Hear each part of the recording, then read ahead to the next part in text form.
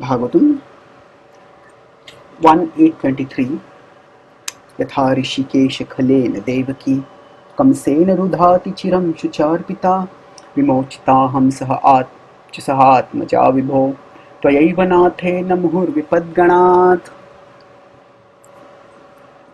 This is Kunti Maharani's prayers going on in the 8th chapter of the first canto of Srimad Bhagavatam, and till now Kunti Maharani has described how Krishna has appeared in this world in extraordinary ways,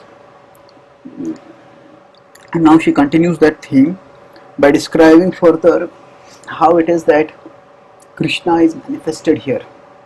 Yatha Rishikesha Khalena Devaki, that how Krishna has her prayers moved from the philosophical to the personal with respect to the concept of the absolute truth through the personal manifestation of the absolute truth as Krishna, and she's also moving from the philosophical appreciation of the absolute truth through the way that absolute truth has intervened and acted in her life. Yatha Rishikesh, just as you, O Lord, were Rishikesh, Khalena Devaki, Khalena, Khala is one who is evil. Khalena Devaki, so by deceit, by evil attitude, by enviousness, as Srila Prabhupada translates it there, Devaki Kamsena Rudhati Chiram Shucharpita Rudha. So Rudha means Rudha. She was by Kamsa. Devaki was imprisoned. Atichiram Shucharpita. Atichiram for quite a long time. Even for ordinary citizens, if say because of some drunken driving or something like that, if say in a family a teenage son is put in the locker, now for the mother to have her child in the locker for even one night is intolerable. Even for 1 hour she will think, oh, what will she just can't. It's a horrendous thought, and not just because it's a social disgrace, but it's just because the nature of love is that one doesn't want the one whom we love to be in any kind of suffering. And so from that, and this is even for ordinary citizens, nobody would like to be in the jail. What to speak of for somebody who's like a king, who is a king, who is brought in royalty.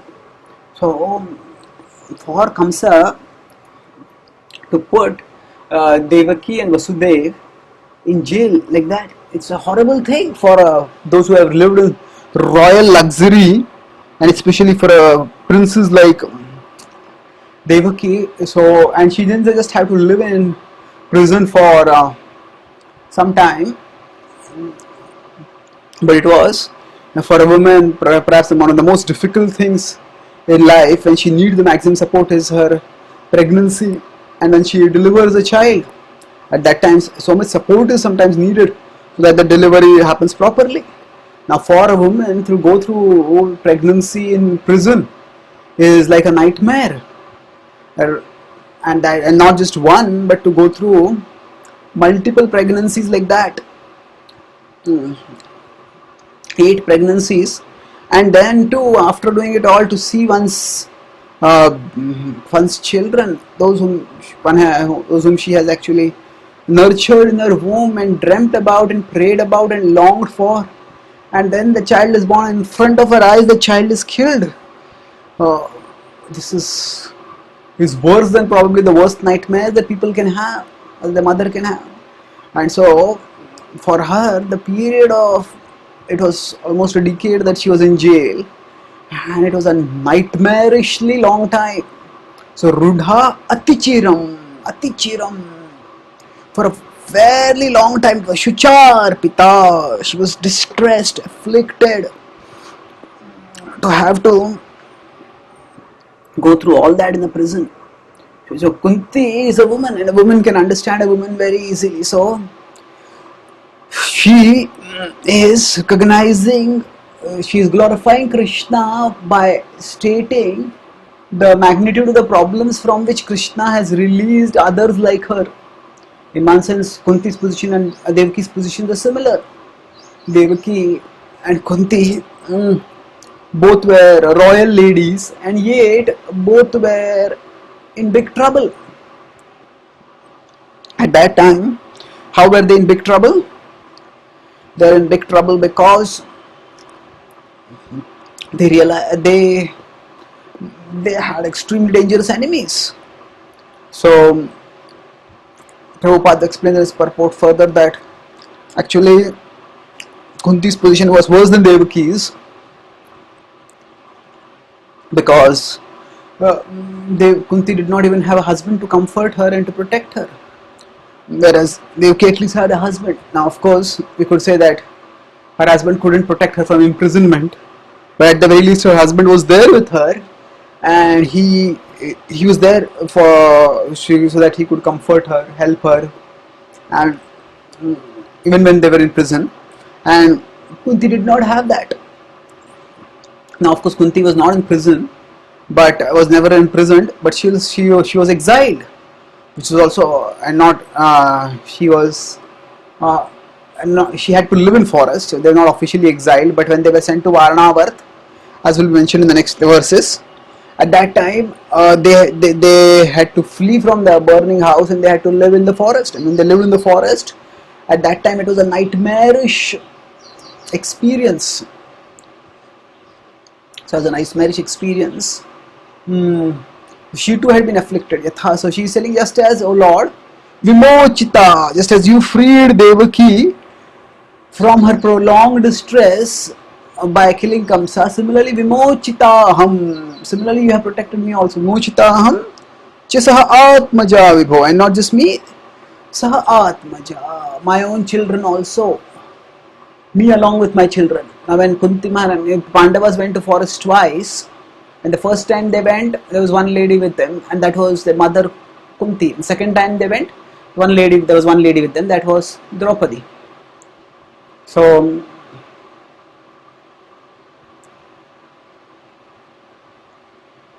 now the thing here is that Atmaja Vibho, Atmaja Vibho, that when the Pandavas went to forest, Kunti, Vidura had told her that you should not go to Vidura had told Yudhishthira that Kunti is now become aged, she will not be able to survive the austerities of forest life, so let her stay with me. And Yudhishthira had relieved a burden from Yudhishthira's heart, and he had said, so be it. So Kunti Maharani had agreed to stay. She had also recognized the truth of Vidura's words, but at the same time, her heart was afflicted, mortified, thinking that her beloved sons were going far away and they were suffering the austerities of forest life. So what could she do in such a situation? She could not do much actually. Therefore, we see that the important thing to recognize is the principle that we are all in trouble in different ways, and Krishna helps us in different ways at different times. So Kunti Maharani, for her she is saying, not only that you have protected me, but you have protected my children also. Muhur vipadganat. Again and again I got danger and distress. For Draupadi, Devaki, there was one long distress of being in the forest. For us, for me, there were a series of troubles, series of nightmarish troubles. And what those troubles were will be mentioned now here. Vipadganat. So Vipadganat is the word that leads forward to the next words from here. So text 1:8-24 now. Vishan Mahagne Purushad Darshanad Asat Sabhaya Vanvas Kruchrataha Mrudhe Mrudheyaneka Maharathastruto Dronyastrutaschasma Hare Bhirakshitaha. Vishan Mahagne. So Vishan, Bhishma was poisoned. You can just contemplate the horrendousness of the situation, that somebody like that they were just children at that time. Now for one child, maybe they're just coming into their teens, not even teens actually. They're just children at that time. Bhima tried to poison. Bhima was poisoned by Duryodhana. So we can just imagine the magnitude of the maliciousness that was there over there. that not just maliciousness, that that a child wants to kill another child, but along with the maliciousness there is also the devilishness in terms of, for a child to be able to know and scheme something like that, to whole organize a conspiracy and to ensure that only one person is poisoned. That was often the action is not as scary as the mentality that is conveyed by the action. So, Vishan, that incident of Bhima being poisoned, that put the Pandavas on the edge constantly, and especially their mother, because they knew that there could be any time a murderous conspiracy that might be sprung up upon them, and they had very little to do to protect themselves from it. Mahagni. Mahagni. Agni is fire. Now we have fire in a fireplace which illumines. Sometimes a room of, sometimes in a, in today's times maybe we are using some petroleum gas or something like that, or some LPG, or we might be using a stove. Then a fire might break out. And if fire breaks up, some area in the kitchen might catch fire. But Mahagni means a huge fire. Suppose a house burns down, that is a fire. If a row house, if not just one flat but a row house burns out, that's a big fire. But if a huge palace burns down, that is a scary, horrendous fire. And this was the kind of fire that was set in Varnava, Mahagni. And that fire actually destroyed everything over there. Mahagni.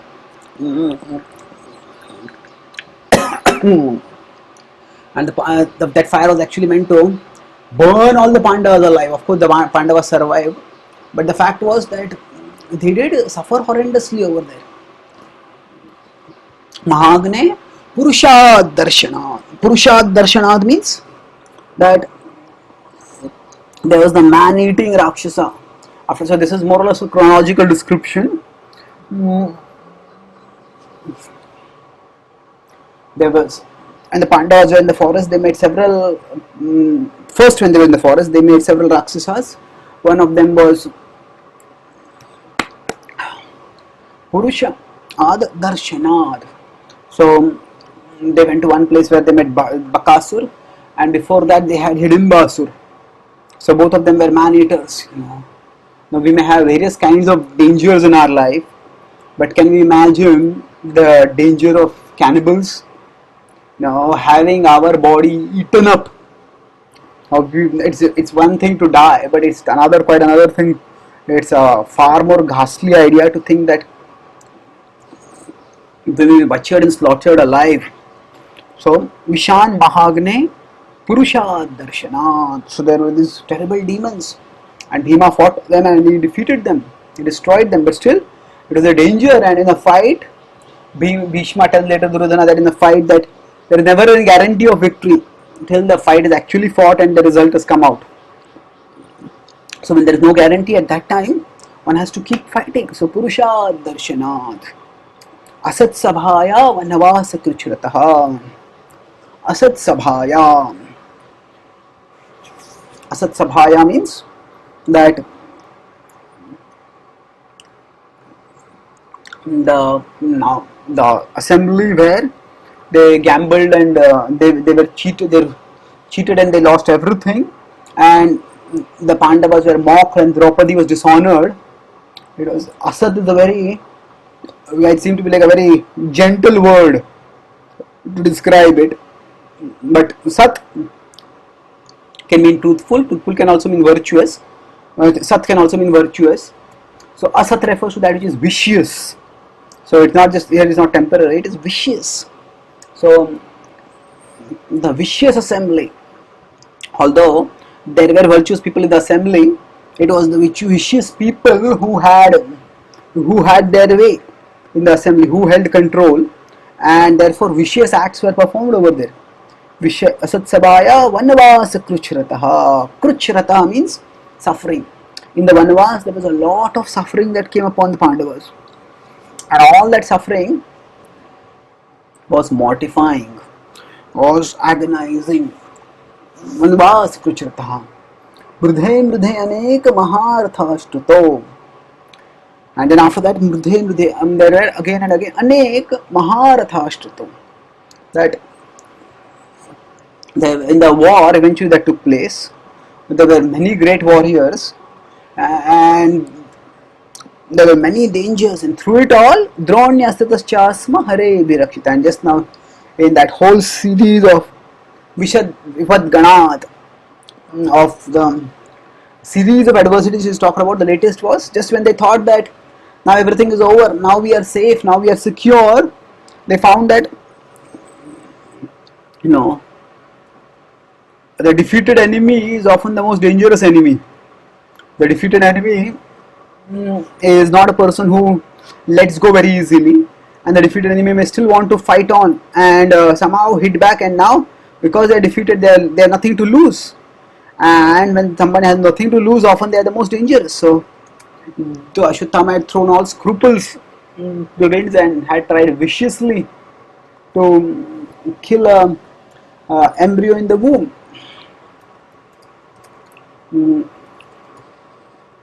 So that's what had happened here, and he says, through it all, O Lord, you protected us, or protected us.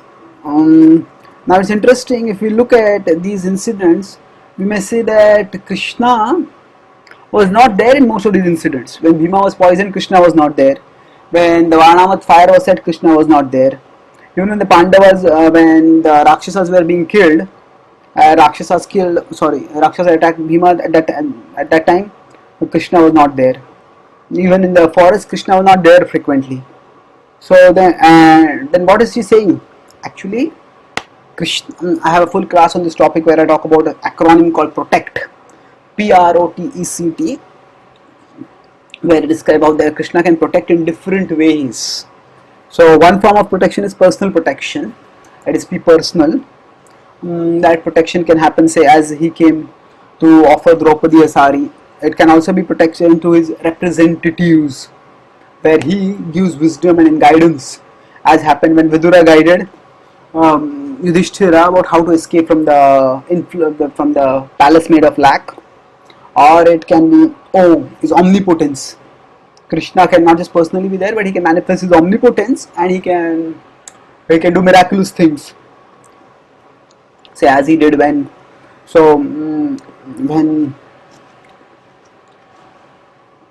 by eating a morsel of grain, he satisfied the hunger of all the sages, Durvasa and his disciples. Tea is teachings.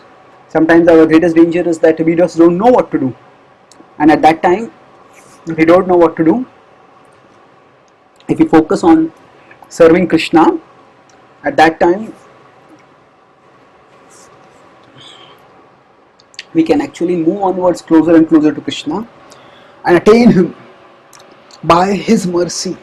So we at least make the right choices, and his teachings help us to make the right choices. So Arjuna was overcome by illusion on the battlefield of Kurukshetra, and Krishna protected him at that time. So that is protection through his teachings.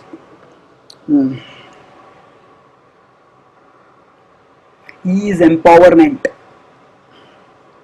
That means sometimes a person may fight and they may themselves win, but that capacity to fight and win, that comes from Krishna. That empowerment that Krishna provides. For example, Arjuna was able to fight against the whole Kshatriya army filled with formidable warriors. He was able to fight against them when he was in the war field and Kurukshetra, and later on he couldn't fight against some infidel cowherd men also.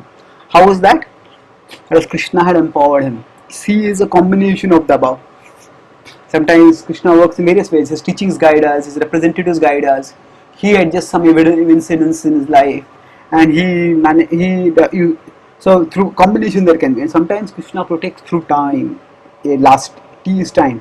That means Krishna may allow some problems to continue on for some time, and through the continuation of the problems, we learn to raise our vision higher, not just for help, but for rising up. That means sometimes we raise our vision asking God to help us down here, but sometimes we need to raise our vision and we need to raise our aspiration itself. That means rather than thinking that the problem should be solved at the material level of reality, we can consider that actually the material level of reality is going to be problem filled. So let me raise my consciousness to the spiritual level, and thus let me become free from the miseries of material existence. So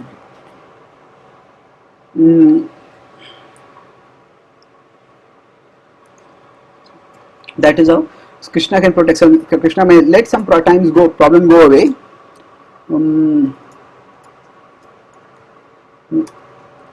And that protection through time helps us gain realization and to raise our aspiration on the material level to the spiritual level. So in this way Krishna protects in various ways, and the expertise of a devotee is that they can see the hand of Krishna in all situations. So even when Krishna was not directly involved, still Krishna was involved. And that is what Kunti Maharani is appreciating over here by listing all these incidents. And now comes the verse which defines the mood of Kunti Maharani's prayers, and which in one sense defines the mood of the Bhagavatam also. So extraordinary prayer, 1825. Vipadha santu tahas shashvat tatra tatra jagadguro bhavato darshanam yatsyad apunar bhava darshanam. So Vipadaha, all those, Vipad Ganat. So the 23rd text ended with Vipad and Vipad Ganat, and 25th text begins with Vipad. And those Vipad, those adversities were described in text 24. So Vipadaha santu, let there be, that all these calamities come again and again. Taha shashvat, again and again. Tatra tatra jagad guru, Krishna, you are the instructor of the whole universe. And now Kunti Maharani is recognizing that even adversities act as opportunities. What is the, now this may seem like a cliche or a platitude that look for the opportunity in the adversity, but Kunti Maharani is speaking this not from the sense of a pep talk, but from the perspective of an enlightened soul. Vipadaha santu taha shashvat tatra tatra jagad guru. Jagad guru. Oh, you who are the spiritual master of the world, bhavato darshanam yatsyad apunar bhava darshanam. Bhavato darshanam yatsyad. If we have darshan of you, O Lord, then having darshan of you means apunar bhava darshanam. We won't have to take darshan of this material existence ever again. Apunar bhava darshanam, apunar bhava darshanam. So it's sometimes we may say that if we are craving for one thing and then we get something better, then we don't feel the need for the thing which we were craving for earlier. So like that, once we get to see Krishna, bhavato darshanam yatsyad, then the darshan of Krishna is so attractive, it's so fulfilling, it's so elevating that we feel that I don't need anything else apart from this. Why do I need anything else? Bhavato darshanam yatsyad apunar bhava darshanam. Apunar bhava darshanam. That now, O Lord, I do not feel the need for anything else.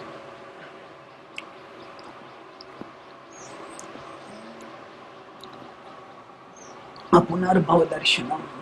How does it work like that? That actually, normally, anytime we can go to a temple and take darshan of Krishna, anytime we can chant his holy names, anytime we can study scripture.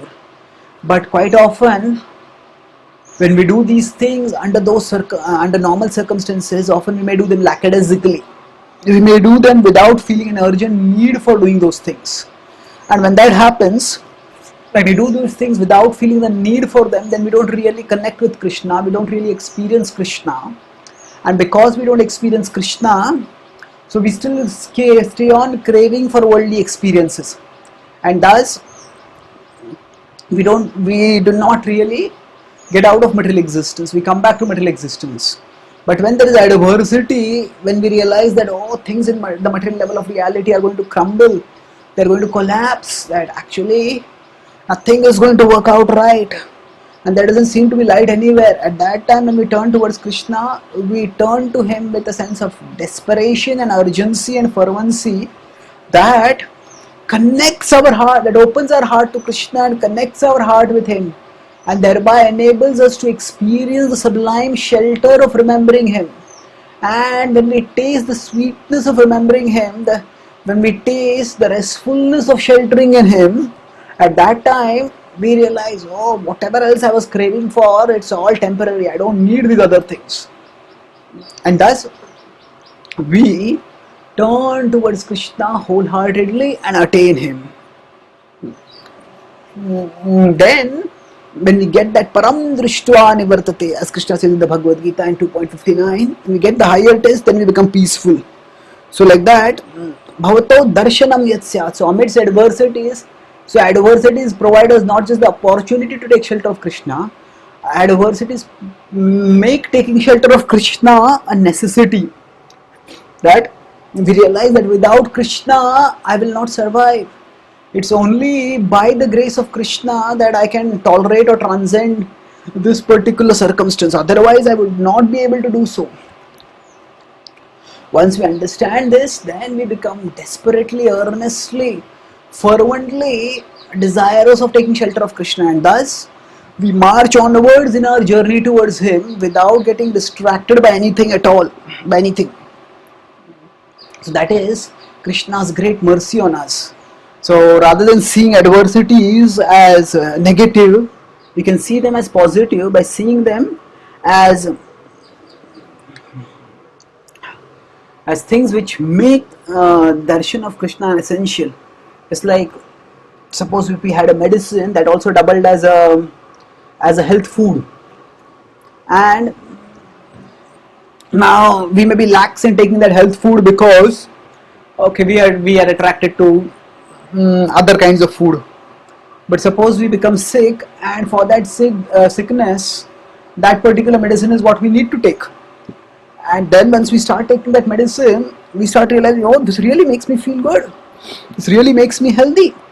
This really helps me to actually do well. This helps me to correct my to feel and become healthier. So then we start taking that medicine. Once we start taking that medicine, become health food, and if over a period of time we find that health food tastes good also. In fact, as our tastes change, we realize that this tastes better than whatever I have tasted earlier. This tastes so good. I would like to have this more and more. And thus, we actually become free from the temptation for the unhealthy foods, and we free from all the diseases that come because of eating unhealthy foods. So thus, something similar Kunti Maharani is telling over here, that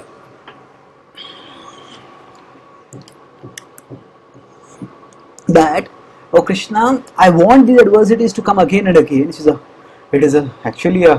scarily courageous prayer. Scarily courageous prayer, because people go to God to ask, please free me from my problems. But to go to God and tell, please give me problems, Kunti Maharani is no masochist, somebody who likes to inflict pain on oneself. She is an enlightened soul, and when we understand what the purpose for which she is praying, she wants to be absorbed in the remembrance of Krishna, and she realizes therein lies the greatest shelter. So it makes sense what she is saying, but still it requires courage to make this kind of prayer. So courage is not just required in going and fighting a war amidst soldiers where somebody might be killed, but going in front of God and praying to God and offering this kind of prayer. This requires a stupendous level of courage.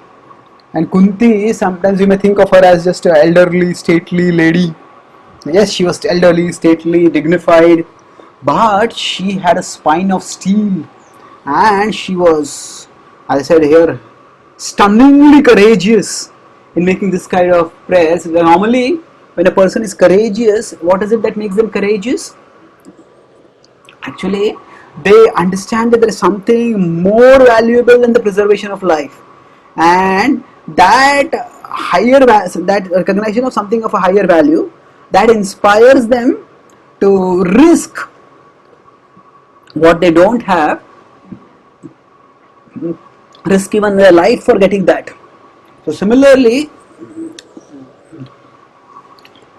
Kunti Maharani recognizes that comfort or freedom from problems is fine, but the shelter of Krishna is something far greater, far more valuable, and that is what I want to have.